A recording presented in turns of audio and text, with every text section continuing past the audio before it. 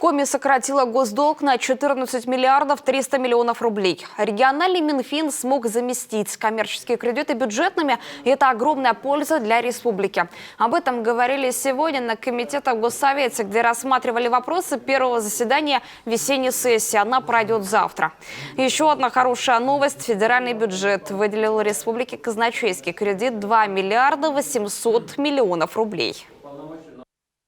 Мы перераспределили по, так скажем, критериям, которые подходили, имели возможность получить именно казначейские кредиты Сыктывкару 950 миллионов рублей, в Воркуте 350 миллионов рублей, Усинску 260 миллионов рублей, Ухте 200 миллионов рублей, Уктылу 22 миллиона рублей, но они пока обращение к нам не направили, но мы понимаем, что еще в течение года им понадобится.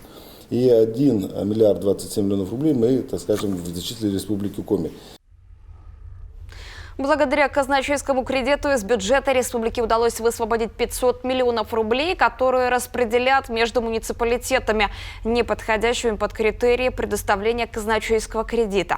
Помощь может быть оказана Сысольскому, Кайгородскому, Троицко-Печорскому, Усть-Куломскому, Книжпогосскому, Ударскому районам, а также Сосногорску. В числе социальных законопроектов, вынесенных на сессию, финансовая поддержка пожарных и спасателей.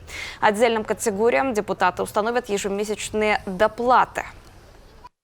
Была такая несправедливая ситуация, когда противопожарная служба Республики Коми была по сравнению с МЧС поставлена в неравные условия.